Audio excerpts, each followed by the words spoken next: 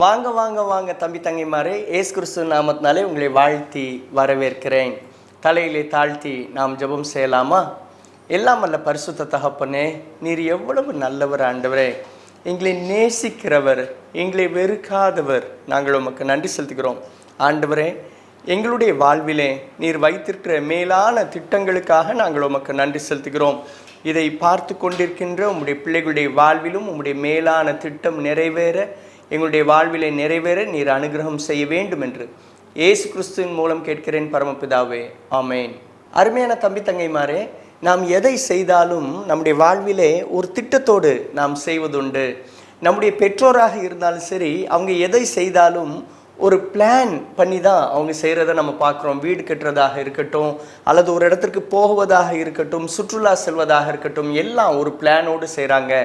நம்முடைய வாழ்விலும் கூட திட்டங்கள் நம்மீது இருக்கிறது. நிறைய வேளைகளில் நம்ம பிள்ளைகளிடத்துல கேட்குறோம், நீங்கள் நாளைக்கு எப்படி வருவீங்க, என்ன செய்ய போகிறீங்க அப்படிங்கப்போ அந்த பிள்ளைகள் அவங்க சில திட்டங்களை அவர்களுடைய வாழ்விலை வைத்திருக்கிறதே நம்ம பார்க்கிறோம். அருமையான தம்பி தங்கைமாரே, உங்கள் மீதும் என் மீதும் நம் மீதும் ஆண்டவர் தம்முடைய திட்டத்தை வைத்திருக்கிறார். God has a plan in you and me. உங்கள் மீதும் என் மீதும் ஆண்டவருடைய திட்டம் இருக்கிறது. அநேக வேளைகளில் நம்ம நொந்து கொள்கிறோம், நாம் பிரயோஜனமே இல்லை யாருக்கும், என்னை வைத்து என்ன திட்டத்தை ஆண்டவர் நிறைவேற்ற போறாரு, நான் எதிர்காலத்தில் எப்படி இருக்க போறேன்னு எனக்கு தெரியல, என் வாழ்க்கையில எப்படி நான் முன்னேற போறேன்னு தெரியல, திரும்ப திரும்ப எனக்கு பிரச்சனை வந்து கொண்டே இருக்கிறதே, தடைகள் வந்து கொண்டே இருக்கிறதே, என்னுடைய திட்டங்கள் நிறைவேறுவதில்லையே என்று நீங்கள் நினைக்கலாம். நான் என்ன பிரயாசப்பட்டாலும் அது நடப்பதில்லையே என்று நீங்கள் நினைக்கலாம். அருமையான வாலிப தம்பி தங்கையே, God has a plan on you. சில வேளைகளில் நம்மீதே நமக்கு வெறுப்பு வருவதுண்டு. சில வேளைகளில் எதுவுமே என் வாழ்க்கையில் நான் நினைப்பது நடப்பதில்லையே என்று நம்மையே வெறுத்து கொள்வது அல்லது நம்மையே வருத்தி கொள்வது அங்கே காணப்படுகிறது. ஒரு வேடிக்கையான கதை உண்டு. ஒரு காகம் இருந்தது. அந்த காகம் கவலை நிறைந்ததாகவே இருந்தது. அந்த காகம் கருப்பாக இருந்ததுனால அது ரொம்ப கவலையாகவே இருந்தது. அது நிறத்தின் மீதே அதற்கு கோபம் வந்துச்சு, வருத்தமாக இருந்துச்சு. அந்த காகம் தன் நிலைமையை நினைத்து நினைத்து அழுதுகிட்டே இருந்துச்சு. ஏன் நான் இப்படி கருப்பாக இருக்கேன் என்று சொல்லி அது அழுது கொண்டே இருந்தது. ஒரு ஞானி அந்த காகம் அழுவதை அவர் கவனிச்சிட்டார். அவர் அந்த காகத்தை பார்த்து கேட்டார், காகமே காகமே நீ ஏன் அழுற என்று கேட்டார். காகம் அவரிடத்தில் சொன்னது, என் நிறத்தை பார்த்து எனக்கு அழுகையா வருது. ஏன்னா நான் கருப்பாக இருக்கேன். நான் கருப்பாக இருக்கிறதுனால யாருக்கும் என்னை பிடிக்காது. கருமையான என்னை எல்லாரும் வெறுக்கிறாங்க. யாரும் காகத்தை வீட்டில் வச்சு செல்ல பிராணியாக வளர்ப்பதில்லை. யாரும் எனக்கு உணவு தருவதில்லை. யாருமே எனக்கு சாப்பாடு தர மாட்டேக்காங்க. நான் என் நேரத்தை அதிகமாக எங்கே செலவிடுறேன்னு தெரியுமா? குப்பை தொட்டி இருக்கிற இடத்துல போய் நான் சாப்பாடை தேடுறதுலையே தான் என் நேரம் ரொம்ப செலவாகுது. என்னை போய் கடவுள் கருப்பாக இந்த காகமாக அவர் உருவாக்கிட்டாரு. கடவுள் என்னை படைக்கிறதுக்கு படைக்காமலே இருந்திருக்கலாம். நான் என்னை வெறுக்கிறேன் அப்படின்னு சொல்லி இந்த காகம் அந்த ஞானியை பார்த்து சொன்னது. இந்த காகத்தை பார்த்த ஞானி அந்த காகத்திட்ட கேட்டாரு, உனக்கு இன்னொரு சான்ஸ் கொடுத்தா நீ எதுவாக இருக்க விரும்புவ அப்படின்னு சொல்லி கேட்டாரு. உன் விருப்பத்தை நிறைவேற்ற நான் பிரயாசப்படுறேன் அப்படின்னு சொல்லி சொன்னார். இந்த காகம் அவரை உற்சாகத்தோடு பார்த்து சொன்னது, நான் அன்னப்பறவையாக மாற விரும்புகிறேன். ஏன்னா அது வெள்ளையாக இருக்கும், பார்க்குறதுக்கே ரொம்ப அழகாக இருக்கும், அது தண்ணிலாம் அழகாக நீந்தும், அது சமாதானத்தின் அடையாளம் வேற. அதனால நான் அந்த அன்னப்பறவையாக நான் மாறணும்னு விரும்புகிறேன். அது எவ்வளவு அழகு அப்படின்னு சொல்லி இந்த காகம் சொன்னது. இந்த ஞானி காகத்தை பார்த்து சொன்னார், நீ அன்னப்பறவையாக விரும்புறியா? சரி, நீ அன்னப்பறவையாக ஆகிறதுக்கு முன்னால் நீ அன்னப்பறவையோட்ட போய் பேசுனா கொஞ்சம் நல்லா இருக்கும்னு நினைக்கிறேன். நீ போய் பேசுறியா என்று சொன்ன உடனே இந்த காகம் அன்னப்பறவையை பார்த்து பேச போச்சு. அன்னப்பறவையை பார்த்த உடனே இந்த காகத்துக்கு ரொம்ப சந்தோஷமாயிட்டு இந்த அன்னப்பறவையை பார்த்து காகம் புகழ்ந்துச்சு.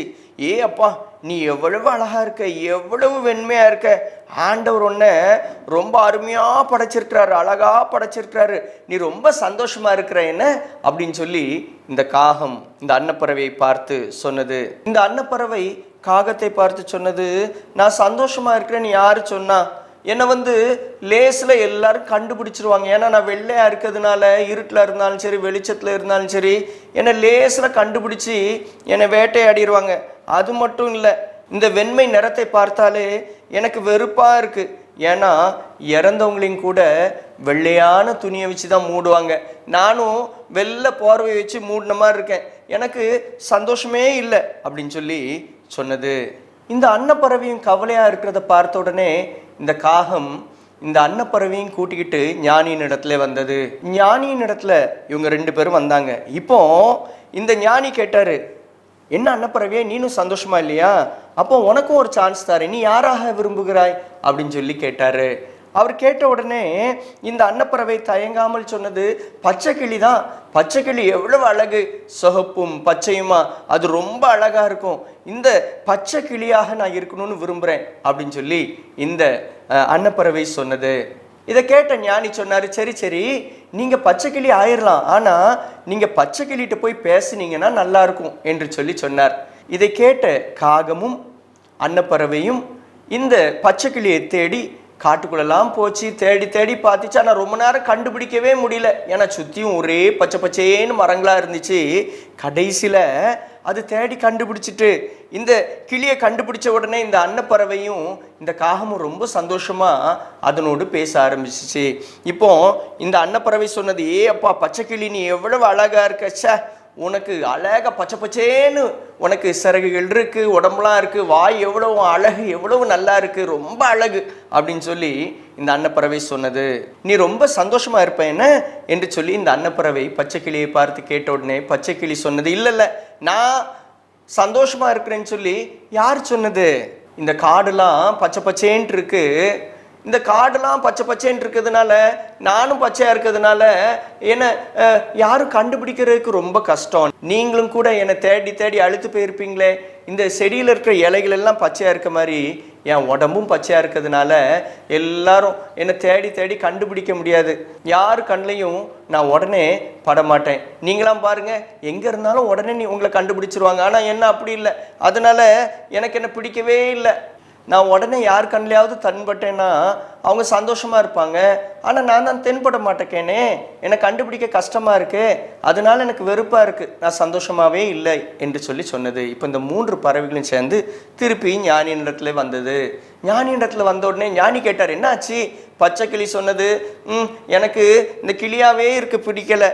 சரி, நீங்கள் 3 பேரும் அப்போ யாராக மாற ஆசைப்படுறீங்க, சொல்லு பச்சை கிளியே என்று ஞானி கேட்டார். இந்த ஞானி கேட்ட உடனே இந்த பச்சை கிளி சொன்னது, நான் மயிலை போல அழகாக தோகை விரித்து ஆடுற அந்த மயிலை போல், அது எவ்வளவு அழகு, அதை மாதிரி மாறணும் அப்படின்னு சொல்லி சொன்னது. இவ்வளோ தானே, ஒன்றும் பிரச்சனை இல்லை, நீங்கள் 3 பேரும் போய் மயில்கிட்ட கொஞ்சம் பேசிட்டு வாங்க, அதுக்கப்புறம் உங்களை நான் மயிலாக வேணா மாற்றிடுறேன் என்று சொல்லி சொன்னார். இப்போ இந்த 3 பறவைகளும் சேர்ந்து இந்த மயிலை தேடி வந்தது.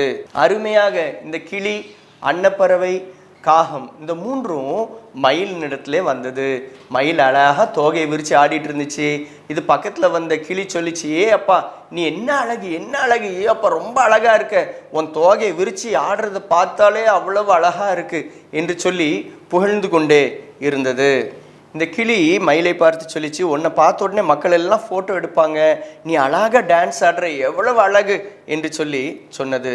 இதை கேட்ட மயில் சொன்னது, இங்கே பாருங்க, கொஞ்சம் அமைதியாக இருங்க, கொஞ்சம் மெதுவாக பேசுங்க, இங்கே பாருங்க ஏதோ ஒரு சத்தம் கேட்கா என்று சொல்லி அமைதியாக இருந்து கேளுங்க என்று சொல்லி சொன்னது.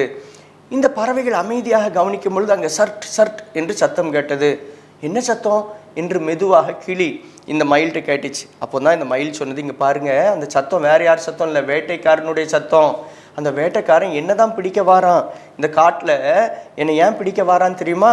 என்னை பிடிச்சிட்டு போய் என்னை கொன்று என் மேலே இருக்கிற சிறகை எல்லாம் அழகாக இருக்க இந்த எல்லா தோகையும் அவன் பிச்சு அவன் அதை விற்று விடுவான், இதை ஒரு வியாபாரமாக்கிடுவான், என் உயிருக்கே நான் பயந்து வாழ வேண்டி இருக்கு அப்படின்னு சொல்லி இந்த மயில் சொன்னது. ஐயையோ, உனக்கும் இப்படி பிரச்சனையா என்று சொல்லி இந்த பறவைகள் கேட்க இந்த 3 பேரும் சேர்ந்து கேட்டாங்க, சரி சரி, நீ யாராக மாற விரும்புகிற என்று சொல்லி இந்த மயில்கிட்ட கேட்டாங்க. அப்போ தான் இந்த மயில் சொன்னது, இங்கே பாருங்க, நான் இந்த காகத்தை போல மாறணும்னு விரும்புகிறேன் அப்படின்னு சொல்லி சொன்னது. இந்த காகத்துக்கு ஒரே ஆச்சரியம், பறவைகளுக்கு ஒரே ஆச்சரியம், அது என்ன காகத்தை போல மாற விரும்புறியா என்று கேட்ட உடனே இந்த மயில் சொன்னிச்சு, ஆமாம், நான் காகத்தை போல தான் மாறணும்னு விரும்புகிறேன். நீங்கள் சிக்கன் பிரியாணி கேள்விப்பட்டிருப்பீங்க, சிக்கன் பர்கர்லாம் கேள்விப்பட்டிருப்பீங்க, மற்ற பறவைகளை வைத்துலாம் நல்ல அவங்க சமையல் செய்வாங்க. ஆனால் எங்கேயாவது காக்கா பிரியாணி, காக்கா பர்கர் கேள்விப்பட்டிருக்கீங்களா? இல்லை. ஏன்னா அவங்க இந்த பறவையை கண்டுகிடுறதே இல்லை, அதை ஃப்ரீயாக விட்டுடுறாங்க. நானும் கூட ஒரு காகமாக இருந்தேன்னா எனக்கு ஆபத்துகள்லாம் நிறைய குறை. ஒருவேளை நான் மயிலாக இருக்கிறதுனால எல்லாரும் என்னை சுற்றி சுற்றி என்னை துன்பப்படுத்துகிறாங்க. சில நேரம் என்னை பார்க்க வர சின்ன பையனே கல்லை தூக்கி எரிஞ்சிடுறான். அது எனக்கு கஷ்டமாக இருக்குது. ஆனால் நான் ஒரு காகமாக இருந்தேன் அப்படின்னா யாரும் கண்டுக்கிட மாட்டாங்க. நான் ஒரு காகமாக இருந்தேன்னா என்னை வேட்டையாடலாம் யாரும் வரமாட்டாங்க. நான் எவ்வளோ சுதந்திரமாக இருக்கலாம். அதனால நான் இந்த காகத்தை போல இருக்கணும்னு விரும்புகிறேன் அப்படின்னு சொன்ன பொழுது தான் இந்த 3 பறவைகளுக்கும் ஞானம் வந்தது. இந்த 4 பறவைகளும் இப்பொழுது ஞானியின் இடத்துல வந்தாங்க. இப்போ ஞானியின் இடத்துல வந்த அந்த பறவைகளில் இந்த மயில் சொன்னது, நான் இந்த காகத்தை போல மாறணும்னு விரும்புகிறேன் அப்படின்னு சொன்னது. ஞானி இந்த பறவைகளை பார்த்து 4 பறவைகளை பார்த்து சொன்னார், நீ காகமாக இருக்கலாம், நீ அன்ன பறவையாக இருக்கலாம், நீ கிளியாக இருக்கலாம், நீ மயிலாக இருக்கலாம். ஆனால் உங்கள் மேலே கடவுள் ஒரு திட்டத்தை வைத்திருக்கிறாரு, உங்களுக்குன்னு சொல்லி தனி ரோலை வைத்திருக்கிறாரு. அதனால நீங்கள் இருக்கிற நிலைமையில நீங்கள் சந்தோஷமாக இருங்க அப்படின்னு சொல்லி இந்த ஞானி அந்த 4 பறவைகளையும் பார்த்து சொன்னார், who you are, where you are அப்படின்னு சொல்லி நீங்கள் கவலைப்படாதீங்க, God has a plan for you அப்படின்னு சொல்லி அவர் இந்த பறவைகளை பார்த்து சொன்னார். இதே தான் இன்றைக்கு ஆண்டவர் நம்மையும் பார்த்து சொல்கிறாரு. ஆண்டவர் உன் மேலே ஒரு திட்டத்தை வைத்திருக்கிறேன் அப்படின்னு சொல்கிறாரு. இதை பார்த்து கொண்டிருக்கின்ற வாலிப தம்பி தங்கையே, ஐயாவே அம்மாவே, உங்கள் மேலே ஆண்டவர் ஒரு பெரிய திட்டத்தை வைத்திருக்கிறாரு. ஒருவேளை நீங்கள் நினைக்கலாம், என் சூழ்நிலையில் எனக்கு பிரச்சனை இருக்கே, நான் அவங்கள மாதிரி இருந்தால் நான் நல்லா இருந்துருவேன், இவங்கள மாதிரி இருந்தால் நல்லா இருந்துருவேன், என் வாழ்க்கையில் ஒன்றும் நடக்கலே நீங்கள் நினைக்கலாம். இல்லை, உங்களை வைத்து ஆண்டவர் பெரிய காரியத்தை செய்யணும்னு விரும்புகிறாரு. நம்முடைய தேசத்துலையும் கூட வந்த தலைவர்களை நம்ம நினைத்து பார்க்கலாம். ஒன்றும் இல்லாமல் இருந்த நிலைமையிலிருந்து உயர்ந்த நிலைமைக்கு வந்தவங்க இருக்கிறாங்க. ஒருவேளை கர்ம வீரர் காமராஜரை குறித்து சொல்லுவாங்க. அவர் சாதாரண ஒரு மனிதர் தான், நிறைய படிக்க கூட இல்லை, ஒரு 3ஆப்பு தான் அவர் படிச்சிருக்கிறாருன்னு கூட அவங்க சொல்கிறாங்க. அவரையும் கூட நம்ம பார்த்தோம் அப்படின்னா ஏழ்மையான குடும்பத்தில் இருந்து வந்த அவர் முதலமைச்சராக தமிழகத்தில் அவர் மாறுறாரு. அது மாத்திரம் இல்லை, நிறைய கஷ்டப்பட்டவங்களுக்கு உதவி செய்கிறாரு. அவர் டேம்லாம் கட்டினாராம். அவர் ஒருவேளை படிக்காத மேதை என்று சொல்லுகிறார்கள்.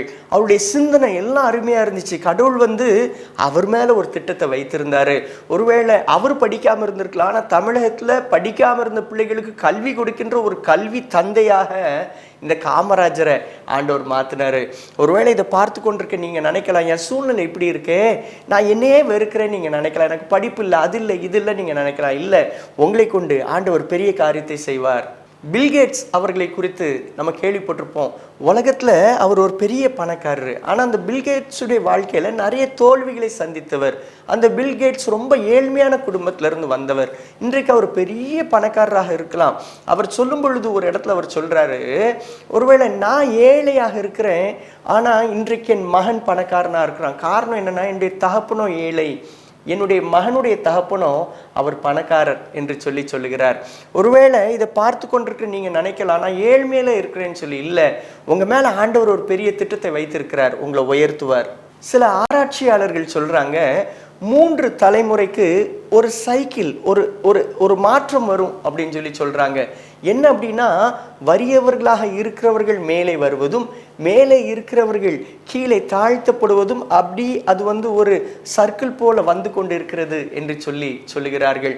ஒருவேளை இன்றைக்கு கீழே இருக்கிற நீங்கள் கீழேயே இருப்பதில்லை. அதனால தான் வசனம் சொல்லுது, நீ கீழாகாமல் மேலாவாய். வேகமாக வேதாகமத்தில் 3 நபர்களை குறித்து நம்ம பார்க்க இருக்கிறோம். அவங்க தங்களே ரொம்ப சிறுமையாக நினச்சிக்கிட்டாங்க. அவங்க மேலே ஆண்டவர் வைத்திருக்கிற திட்டம் என்னங்கிறது அவங்களுக்கு தெரியாமல் இருந்திருக்கலாம். ஆனால் ஆண்டவர் அவங்க மேலே வைத்திருக்கிற திட்டத்தை அவர்களுக்கு வெளிப்படுத்தி அவங்களை ஆசீர்வதித்தார். முதலாவதாக நியாயாதிபதிகள் 6ஆம் அதிகாரத்தை நாம் திருப்பி வைத்துக் கொள்வோம். நியாயாதிபதிகளில் நம்ம பார்த்தோம் அப்படின்னா கிதியோன் என்கின்ற நபர் இருக்கிறார். இந்த கிதியோனை பார்த்தீங்கன்னா அவர் சொல்கிறாரு, என் குடும்பம் ரொம்ப எளிது, நான் ரொம்ப சிறியவன் ஆண்டவரே, என் மேலே எப்படி உங்கள் திட்டம் நிறைவேறும் அப்படின்னு கேட்குறாரு. நம்ம நியாயாதிபதிகள் 6ஆம் அதிகாரம் 15ஆம் வசனத்தில் நம்ம பார்த்தோம் அப்படின்னா அதுலேயும் கூட, அதற்கு கிதியோன், என் ஆண்டவரே, நான் இஸ்ரவேலை எதினாலே ரட்சிப்பேன்? இதோ மனாசேயில் என் குடும்பம் மிகவும் எளியது, என் தகப்பன் வீட்டில் நான் எல்லாரிலும் சிறியவன் என்றான். அதுக்கு ஆண்டவர் சொல்றாரு, அதற்கு கர்த்தர், நான் உன்னோடு கூட இருப்பேன் அப்படின்னு சொன்னாரு. ஒருவேளை இதை பார்த்து கொண்டிருக்கின்ற வாலிப தம்பி தங்கையே, நீங்க நினைக்கலாம், நான் ரொம்ப எளியவன், என் குடும்பம் ரொம்ப சின்னது, எப்படி என் மேல இந்த திட்டம் நிறைவேறும் அப்படின்னு நீங்க நினைக்கலாம். கிதியோனை பார்த்து ஆண்டவர் சொன்னாரு, நான் உன் கூட இருப்பேன்ப்பா, நான் உன் கூட இருப்பேன், இந்த இஸ்ரவேல் ஜனங்களை ரட்சிக்கிறதுக்கு உன்னை நான் பயன்படுத்துவேன் அப்படின்னு அவன் மேலே வைத்திருந்த திட்டத்தை ஆண்டவர் அந்த கிதியோனுக்கு சொல்லி அவர் நிறைவேற்றினார். இந்த கிதியோனை பார்த்து தான் ஆண்டவர் சொன்னார், பராக்கிரமசாலியை கர்த்தர் உன்னோடு இருக்கிறார் அப்படின்னு சொல்லி அங்கே ஒரு தேவதூதன் சொல்றத நம்ம பார்க்கிறோம். ஒருவேளை நீங்க நினைக்கலாம், என்னால முடியாது, நான் ரொம்ப பலவீனமா இருக்கிறேன், என்னால் எதுவுமே செய்ய முடியாது நீங்க நினைக்கலாம். ஆனா ஆண்டவர் உங்களை பராக்கிரமசாலியாக அவர் மாற்றுகிறார். நான் உன் கூட இருப்பேன் அப்படின்னு சொல்றாரு. ஒருவேளை பக்கத்துல இருக்கவங்களை பார்த்து சொல்லலாமா, ஆண்டவர் உங்க கூட இருக்கிறாரு, உங்க மேல வைத்திருக்கிற திட்டத்தை அவர் நிறைவேற்றுவார். வலது கரத்தை எடுத்து இருதயத்தில் வச்சு சொல்லுவோமா, ஆண்டவர் என் மீது வைத்திருக்கிற திட்டத்தை கர்த்தர் நிறைவேற்றுவார். இரண்டாவதாக நம்ம பார்த்தோம் அப்படின்னா, நம்ம எலியாவை பார்க்கலாம். எலியாவும் கூட அவர் சொன்னார், ஆண்டவரே போதும், ஆண்டவரே என்னை எடுத்துக்கிடும், எனக்கு ஒரே பிரச்சனையா இருக்கு, என்னை தயவுசெய்து எடுத்துக்கிடும் அப்படின்னு அவர் கதறுகிறார். 1 ராஜாக்கள் 19ஆம் அதிகாரம் 4வது வசனத்துல நம்ம பார்த்தோம் அப்படின்னா, எலியா வனாந்தரத்தில் ஒரு நாள் பிரயாணம் போய் ஒரு சூரை செடியின் கீழ் உட்கார்ந்து தான் சாக வேண்டும் என்று கோரி, போதும் கர்த்தாவே, என் ஆத்துமாவை எடுத்துக்கொள்ளும், நான் என் பிதாக்களை பார்க்கிலும் நல்லவன் அல்ல அப்படின்னு அவர் சொல்றத நம்ம பார்க்க முடிகிறது. ஒருவேளை அவர் சொல்றாரு, போதும் ஆண்டவரே, எனக்கு ஒரே பிரச்சனை, வாழ்க்கையில பிரச்சனையாவே வந்துகிட்டு இருக்கு, எனக்கு ஏசபேல் அங்க பிரச்சனை கொடுக்குறாங்க, அது மாத்திரம் இல்ல, என்னை சுற்றிலும் எல்லாரும் துரத்துறாங்க, பாகால் தீர்க்கதரிசிகள் மூலமாக எனக்கு பிரச்சனை இருக்கு, இப்படி எல்லாரும் மூலமாக எனக்கு பிரச்சனை இருக்கு, போதும் ஆண்டவரே, என் வாழ்க்கையை எடுத்துக்கிடுங்க அப்படின்னு சொல்லி நான் சாகணும் அப்படின்னு அவர் சொன்னாரு. ஒருவேளை இதை பார்த்து கொண்டிருக்கின்ற உங்களுக்கும் கூட சில வேளைகளில் உள்ளத்துக்குள்ள ஒரு சத்தம் கேட்கலாம், அல்லது செவிகளில் ஒரு சத்தம் கேட்கலாம், நீ செத்து போயிருன்னு சொல்லி, அல்லது ஏதோ ஒரு அழுத்தத்தினால நான் வாழ்ந்தது போதும் அப்படின்னு நீங்க ஒரு வெறுப்புல உட்கார்ந்துருக்கலாம். ஆனா ஆண்டவர் உங்க மேல ஒரு பெரிய திட்டத்தை வைத்திருக்கிறாரு.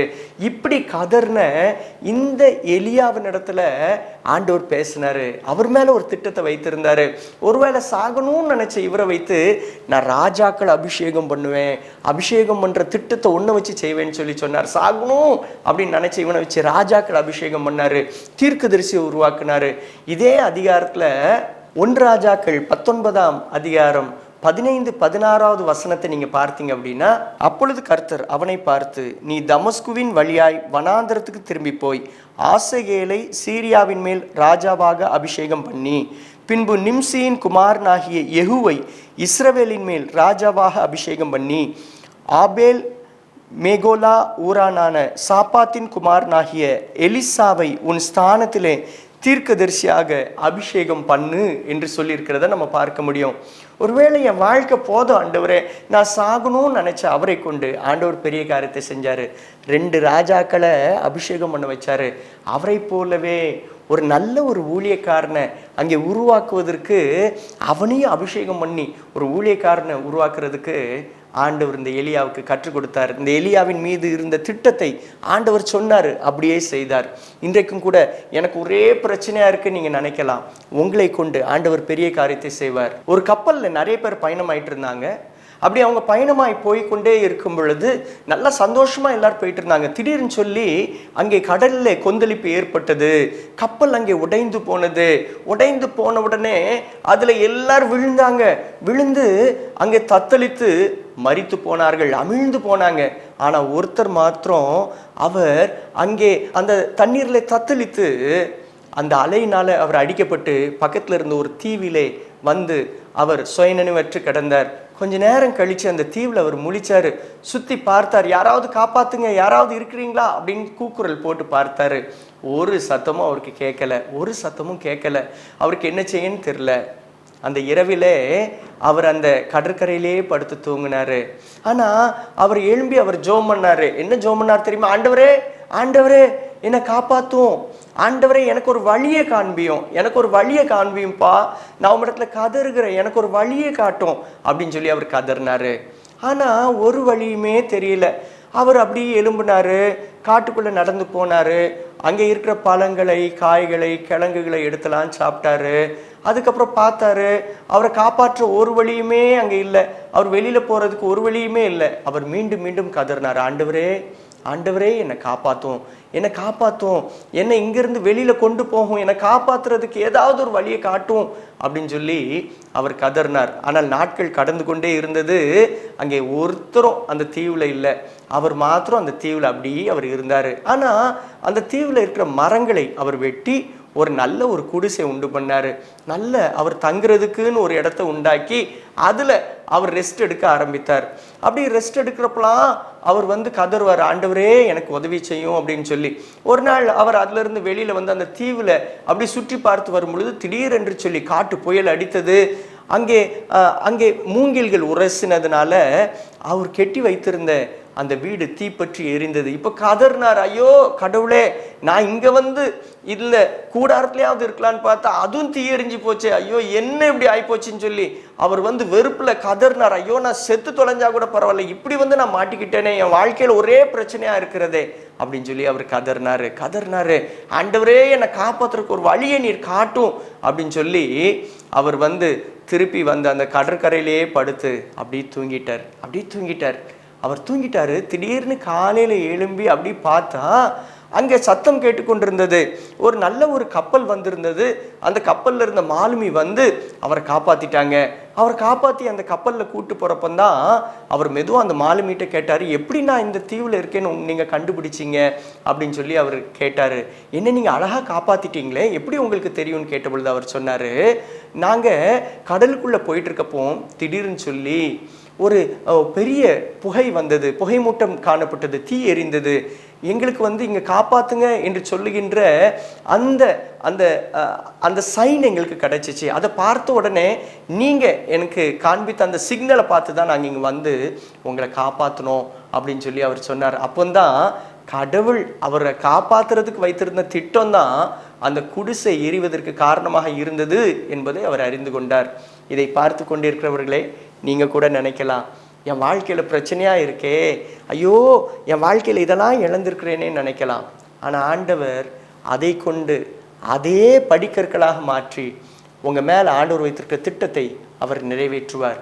ஒருவேளை இதை பார்த்து கொண்டிருக்கிற நீங்களும் கூட பிரச்சனையோடு இருக்கலாம். இந்த எலியாவினுடைய வாழ்வில் ஏசபேல்னால் வந்த பிரச்சனை அல்லது மற்றவர்களால் வந்த பிரச்சனைனால ஐயோ இவ்வளவுதான் நான் சாகணும்னு அவர் நினச்சிருக்கலாம். ஆனால் சாகணும்னு நினச்ச அவர் மேலே வைத்திருந்த ஆண்டவருடைய திட்டம் என்னாச்சு தெரியுமா? அங்கே ராஜாக்களை அபிஷேகம் பண்ண, எலிசாவை அபிஷேகம் பண்ண இந்த எலியாவை ஆண்டவர் பயன்படுத்தினார். இன்றைக்கு உங்களுடைய பிரச்சனைகளே படிக்கற்களாக ஆண்டவர் மாற்றி உங்கள் மேலே ஆண்டவர் வைத்திருக்கிற திட்டத்தை அவர் நிறைவேற்றுவார். பக்கத்தில் இருக்கவங்களை பார்த்து சொல்லலாமா, உங்களுடைய பிரச்சனைகளை ஆண்டவர் படிக்கட்டுகளாக மாற்றி உங்கள் மேலே ஆண்டவர் வைத்திருக்கிற திட்டத்தை நிறைவேற்றுவார். வலது கரத்தை எடுத்து இருதயத்தில் வச்சு சொல்லுவோமா, என் மீது ஆண்டவர் வைத்திருக்கிற திட்டத்தை அவர் நிறைவேற்றுவார், என்னுடைய பிரச்சனைகளை அவர் படிக்கற்களாய் மாற்றுவார். மூன்றாவதாக நாம் பார்த்தோம்னா 1 சாமுவேல் 9ஆம் அதிகாரம் 21வது வசனத்தில் சவுலை குறித்து சொல்லியிருக்கிறது. சவுல் கழுதையை தேடி வர்றாரு. ஆனால் கழுதையை தேடி வருகின்ற அவரை ஆண்டவர் என்ன செய்கிறார் அப்படின்னா, இந்த இஸ்ரவேல் ஜனங்களின் ராஜாவாக, முதல் ராஜாவாக அபிஷேகம் பண்ணணுங்கிற திட்டத்தை ஆண்டவர் அவர் மேலே வைத்திருந்தாரு. அப்பொழுது சவுல் பிரதியுத்தரமாக, நான் இஸ்ரவேல் கோத்திரங்களிலே சிறிதான பென்யமீன் கோத்திரத்தான் அல்லவா? பென்யமீன் கோத்திரத்து குடும்பங்களில் எல்லாம் என் குடும்பம் அற்பமானது அல்லவா? நீர் இப்படிப்பட்ட வார்த்தையை என்னிடத்தில் சொல்வானேன் அப்படின்னு சொல்லி இந்த சாமுவேல் தீர்க்கதரிசியை பார்த்து இந்த சவுல் சொல்றாரு, என்னை எப்படி ஆண்டவர் தேர்ந்தெடுத்து நடத்துவார், என்னை எப்படி பெரியவன் ஆக்குவார் என்று சொல்லி இந்த சவுல் சந்தேகத்தோடு இருக்கிறாரு. நம்ம 10வது அதிகாரத்துக்கு போனோம் அப்படின்னா இந்த சவுல் மேலே சீட்டு விழுது. ஆனால் சவுல் ஓடி போய் ஒளிஞ்சுக்கிட்டுறாரு. ஆண்டவர் அவர் மேலே வைத்திருக்கிற திட்டம் அவருக்கு பயத்தை கொடுத்தாரு. அவர் ஓடி போய் ஒளிஞ்சுக்கிட்டார், என்னால் முடியாது அப்படின்னு நினைச்சார். அங்கே சொல்லியிருக்கு, அங்கே சாமுவேல் தீர்க்கதரிசி மற்ற ஜனங்கள் எல்லாரும் ஆண்டவர்கிட்ட திருப்பி கேட்டாங்களா, ஆண்டவரே அவர் திருப்பி வருவானா, அவன் ஓடி போயிட்டானேன்னு கேட்கப்போ அவன் எங்கே இருக்கிறான் அப்படிங்கிறத அங்கே ஆண்டவர் இந்த சாமுவேல் தீர்க்கதரிசியின் மூலமாக அவர் சொல்கிறாரு. இங்கே சவுல் எங்கே இருக்கிறாரு அப்படின்னு தேடும் பொழுது இந்த சாமுவேல் தீர்க்கதரிசி மூலமாக ஆண்டவர் சொன்னார், தளவாடங்கள் இருக்கின்ற இடத்துல அவன் போய் ஒளிஞ்சிருக்கிறான்னு சொன்ன உடனே வேகமாக அவனை போய் பிடிச்சிட்டு வந்தாங்களாம். வேகமாக அவனை பிடிச்சிட்டு வந்த பொழுது சவுல் வரும் பொழுது சவுல் உயரமாக இருந்தாராம், எல்லா ஜனங்களும் அவன் தோளுக்கு கீழே இருந்தாங்களாம். அப்போ சாமுவேல் தீர்க்கதரிசி சொன்னாராம், கர்த்தர் தெரிந்து கொண்டவனை பாருங்கள் அப்படின்னு சொல்லி சொன்னாராம். ஓடி போய் ஒளிஞ்சிட்டு இருந்தவனை பிடிச்சிட்டு வந்து இங்கே எல்லா ஜனங்களுக்கு முன்னால் நிப்பாட்டி கர்த்தர் தெரிந்து கொண்டவனை பாருங்கள் அப்படின்னு சொல்லி பார்க்க வச்சாராம். இந்த சவுல் ராஜா தான் இஸ்ரவேல் ஜனங்களின் முதல் ராஜாவாக அவர் மாறுறாரு. ஒருவேளை நீங்கள் ஓடி போய் ஒளிஞ்சவங்களா இருக்கலாம், வீட்டில் உடைஞ்சி போய் உட்கார்ந்துருக்கவங்களா இருக்கலாம், இல்லை கூனி குறுகி போய் இருக்கிறவங்களா இருக்கலாம். ஆனால் கர்த்தரை தெரிந்து கொண்டவனை பாருங்கள் அப்படின்னு எல்லாருக்கும் முன்னால் ஆண்டவர் கொண்டு வந்து அவங்களை நிப்பாட்டுவார். அவனை பிடிச்சிட்டு வந்து நிப்பாட்டினாங்களாம். பிடிச்சிட்டு வந்து ஆண்டவர் ராஜாவாக்குனாரா. இன்றைக்கும் கூட இருக்கிற உங்களை ஆண்டவர் உங்கள் மேலே வைத்திருக்கிற திட்டத்தை அவர் நிறைவேற்றுவார். எப்படி இந்த சவுலை ராஜாவாக அங்கே ஆண்டவர் மாற்றினாரோ, அதே போல் நீங்கள் இருக்கிற இடத்துல, நீங்கள் எந்த இடத்துல பணிபுரிகிறீங்களோ, எந்த இடத்துல படிக்கிறீங்களோ, அந்த இடத்துல உங்கள் தலையை ஆண்டவர் உயர்த்துவார். கர்த்தர் தெரிந்து கொண்டவனை பாருங்கள் அப்படின்னு சொல்லி சாமுவேல் எல்லாருக்கும் முன்னால் சொன்னாராம். மற்றவங்க சொல்லுவாங்க, என்ன உங்கள் ஹெச்எம் சொல்லுவாங்க, உங்கள் பிரின்சிபல் சொல்லுவாங்க, உங்கள் அதிகாரி சொல்லுவார், கர்த்தர் தெரிந்து கொண்டவனை பாருங்கள், கர்த்தர் தெரிந்து கொண்டவனை பாருங்கள். உங்களை பார்த்து கர்த்தர் தெரிந்து கொண்டவனை பாருங்கள் என்று பிறர் சொல்ல ஆண்டவர் வைப்பார். வலது கருத்தை எடுத்து இருதயத்தை சொல்லுவோமா?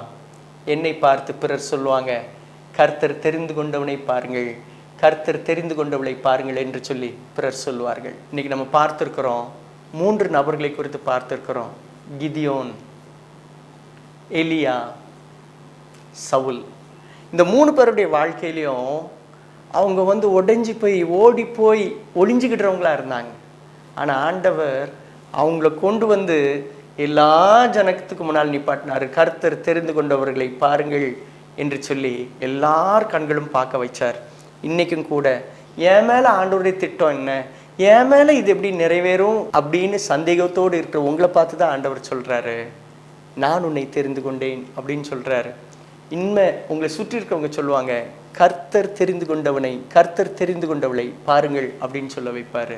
அருமையான வாலிப தம்பி தங்கைமாரே, சிறு தண்ணீர் துளியே பெரு வெள்ளமாக அது மாறுகிறது. சிறு விதையே அது பின்னாளிலே காடாக அது துளிர்த்து அங்கே பெரிய மரமாக மாறுகிறது. சிறிய புழுவே பின்னாளிலே வண்ணத்து பூச்சியாக மாறுகிறது. இன்னைக்கு நான் ஒரு புழு அப்படின்னு சொல்லி நினைக்கிறீங்களா? உங்களை தான் ஆண்டவர் வண்ணத்து பூச்சியை அவர் மாற்றுவார். நான் இந்த சின்ன விதையை போல இருக்கிறேன் நீங்கள் நினைக்கிங்களா? உங்களை தான் பறந்து விரிந்து காடாக, மரமாக, விருட்சமாக ஆண்டவர் மாற்றுவார். நான் ஒரு சிறு துளி தண்ணீரை போல இருக்கிறேன், என்னை வைத்து என்ன பிரயோஜனம், நான் சிறு துளி தண்ணீரை போல இருக்கிறேனே அப்படின்னு நீங்கள் நினைக்கலாம். உங்களை தான் ஆண்டவர் பெரும் வெள்ளம் போல அவர் பிறருக்கு உதவியாக, நீரூற்றாக நீங்கள் மாற ஆண்டவர் உதவி செய்வார். தலைகளை தாழ்த்தி ஜெபம் செய்வோமா? பரிசுத்த தகப்பனே, என் மீதும் எங்கள் மீதும் நீர் வைத்திருக்கிற திட்டத்திற்காக நன்றி செலுத்துகிறோம். ஆண்டவரே, நீரே கிருபையாக இறங்கி உங்களுடைய பிள்ளைகள் மீது வைத்திருக்கிற திட்டத்தை நீங்கள் நிறைவேற்றுங்க. ஆண்டவரே, கிதியோன் மீது நீங்கள் வைத்திருந்த திட்டம், ஆண்டவரே நான் அவன் கூட இருக்கிறேன் அப்படின்னு சொல்லி சொன்னீங்களே, இருந்து கிதியோனை கொண்டு பெரிய காரியங்களை செஞ்சீங்க. இஸ்ரவேல் ஜனங்களை ரட்சிக்கிறதுக்கு, இஸ்ரவேல் ஜனங்களுக்கு ஒரு நியாயாதிபதியாக இந்த கிதியோனை மாற்றினீங்களே. ஆண்டவரே, ஒரு எலியா, ஐயோ நான் வாழ்ந்தது போதும் ஆண்டவரே என்னை எடுத்துக்கங்கன்னு சொன்னேன். அந்த எலியாவுடைய வாழ்க்கையில நீங்க வைத்திருந்த திட்டம் ராஜாக்களை அபிஷேகம் பண்றதுக்கும் தீர்க்கதரிசி அபிஷேகம் பண்றதுக்கும் அந்த எலியாவின் மீது ஒரு திட்டத்தை வைத்திருந்தீங்க, நிறைவேற்றினீங்களே. அதே போல போதும் ஆண்டவரை நான் வாழ்ந்ததுன்னு நினைக்கின்ற உங்களுடைய பிள்ளையுடைய வாழ்விலே ராஜாக்களை அபிஷேகம் பண்ணுகின்ற, தீர்க்கதரிசிகளை உருவாக்குகின்ற அப்பா பணியை நீங்க கொடுக்க போறதுக்காக நன்றி செலுத்துகிறேன்.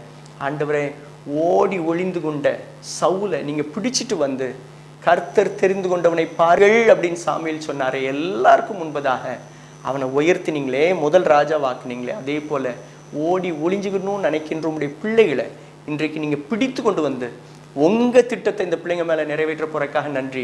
என்னால முடியாதுன்னு நினைக்கின்ற உங்களுடைய பிள்ளைகளை நீங்க கொண்டு வந்து ஆசீர்வதித்து, ஆண்டவரே, கர்த்தர் தெரிந்து கொண்டவனாக, கர்த்தர் தெரிந்து கொண்டவளாக நீங்க உங்களுடைய பிள்ளைகளை மாற்றுகிறபடினால் நன்றி செலுத்துகிறோம். ஆண்டவரே, நீரே சவுலை ராஜாவாக மாற்றினது போல உங்களுடைய பிள்ளைகளாகிய அப்பா எங்களையும் ராஜாக்களாக, அப்பா ராஜாத்திகளாக நீங்கள் மாற்ற வேண்டும் என்று மன்றாடுகிறோம். ஆண்டவரே, உம்முடைய திட்டம், காட்ஸ் பிளான் எங்களிலே நிறைவேற அனுகிறோம் செய்யுங்க. இயேசு கிறிஸ்துவின் மூலம் கேட்கிறேன் பரமபிதாவே, ஆமென். நம்முடைய கர்த்தராகிய இயேசு கிறிஸ்துவின் கிருபையும் பிதாவாகிய தேவனுடைய அன்பும் பரிசுத்த ஆவியானவருடைய அந்யோன்ய ஐக்கியமும் நம் அனைவரும் கூட இன்றும் என்றும் சதாகாலம் இருப்பதாக, ஆமென். அருமையான வாலிப தம்பி தங்கைமாரே, ஆண்டவர் உங்க மேல வைத்திருக்க திட்டத்தை அவர் நிறைவேற்றுவார். God has a plan for you. உங்க வாழ்க்கையில பெரிய திட்டத்தை நிறைவேற்றுவார். இந்த வாரத்திலே நடந்த ஊழியத்தின் புகைப்படங்களை நீங்க பார்க்கலாம். அது மாத்திரமல்ல, TDYA என்கின்ற யூடியூப் சேனலை நீங்க சப்ஸ்கிரைப் பண்ணிக்கோங்க. TDYA CG என்று சொல்லப்படுகின்ற வேலைவாய்ப்பு போர்ட்டல்ல உங்களுடைய ரெஸ்யூமை நீங்க பதிவேற்றம் செய்து கொள்ளுங்கள். அருமையான நேயர்களே, ஜூலை மாதம் 10ஆம் தேதி மாம்பழச்சங்கம் நடைபெறுகிறது. அதில் வறியவர், தரித்திரர், ஒடுக்கப்பட்டவங்க, பிச்சை எடுத்துட்டு இருக்கவங்க, அப்படிப்பட்டவர்களுக்கு ஒரு நேர உணவு சிக்கன் பிரியாணி கொடுக்கப்படுகிறது. ஒரு பொட்டணத்தின் விலை 120 ரூபாய். ஒருவேளை உணவு அவங்களுக்கு கொடுப்பதற்காக இந்த வாலிபர் ஐக்கிய சங்கத்தின் மூலமாக முயற்சி செய்கிறோம். நீங்கள் கொடுக்குற காணிக்கையிலிருந்து தான் இவர்களுக்கு உணவு கொடுக்குறோம். எனவே உங்களுடைய மேலான நன்கொடைகளை நீங்கள் எங்களுக்கு தந்து உதவுமாறு அன்புடன் கேட்டுக்கொள்கிறோம். அது மாத்திரமல்ல, ஜூலை 26, 27, 28 ஆகிய 3 நாட்களிலே வாலிப ஆண்களுக்கான குற்றால முகாம் ராக்ஹாலிலே வைத்து நடைபெறுகிறது. அதே போல ஆகஸ்ட் 2, 3, 4 ஆகிய தேதியிலே கல்லூரியிலே மற்றும் பள்ளியிலே படிக்கின்ற பெண் பிள்ளைகளுக்கான குற்றால முகாம் நடக்கிறது. ஆகஸ்ட் மாதம் 16, 17, 18 ஆகிய தேதிகளிலே திருச்சபையில் உள்ள வாலிப தங்கைமார்க்கான குற்றால முகாம் நடைபெறுகிறது.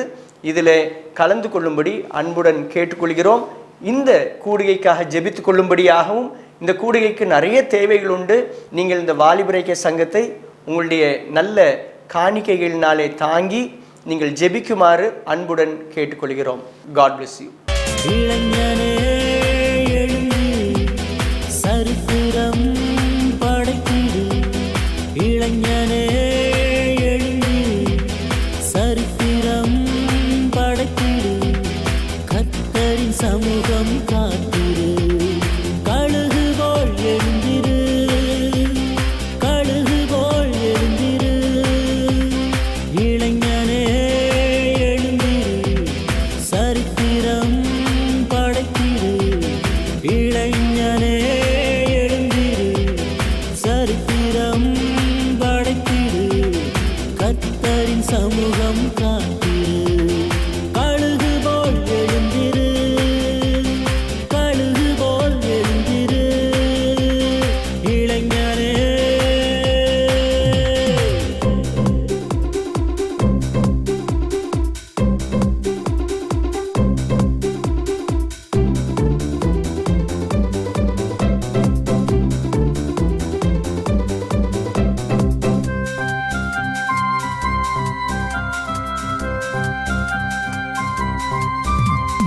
உலகத்தின் சிற்றின்ப ஆசைகள் உன்னை என்ன செய்திடும்?